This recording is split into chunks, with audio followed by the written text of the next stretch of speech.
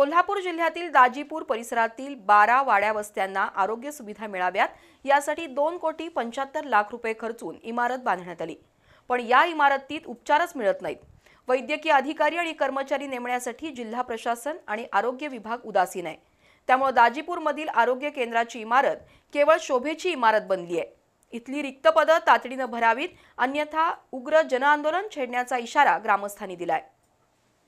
राधानगरी तालुक्यातील दाजीपूर जवळच्या 12 वाड्या वस्त्यांवरील नागरिकांना आरोग्य सुविधा मिळाव्यात यासाठी 2,75,00,000 रुपये खर्चून सुसज्ज अशी आरोग्य केंद्राची इमारत उभारण्यात आली आहे।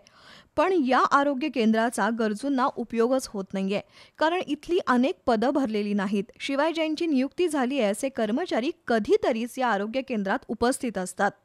मुळात हा परिसर दुर्गम आणि डोंगराळ भागाचा आहे, त्यामुळे आरोग्य केंद्रापर्यंत पोहोचण्यासाठी सुद्धा नागरिकांचा वेळ जातो। पण दाजीपूरमधील आरोग्य केंद्राच्या इमारतीत तज्ज्ञ डॉक्टर वेळेवर भेटतील याची खात्री नसते।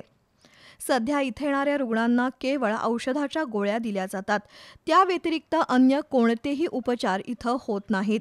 एकीकडे सुमारे 2.25 कोटी रुपये खर्चून उभारलेली इमारत पडून राहिल्यानं त्याची मोठी दुरवस्था झाली आहे। देश स्वतंत्र होऊन 77 वर्ष पूर्ण झाली, पण तरीही कोल्हापूरसारख्या प्रगतशील जिल्ह्यातील दाजीपूर परिसरातील नागरिकांना आरोग्याच्या मूलभूत सेवा सुविधा मिळत नाहीत ही नामुष्कीची बाब आहे। वास्तविक कोकणात किंवा गोव्याला जाण्यासाठी राधानगरी फोंडा घाटमार्गे मोठी वाहतूक असते। दुर्दैवानं एखादा अपघात झाला तर जखमींवर उपचार करण्यासाठी हे आरोग्य केंद्र सुसज्ज असणं गरजेचं आहे। पण अपघातग्रस्त रुग्णांना तळ कोकणात फोंडापर्यंत जाऊन उपचार घ्यावे लागतात।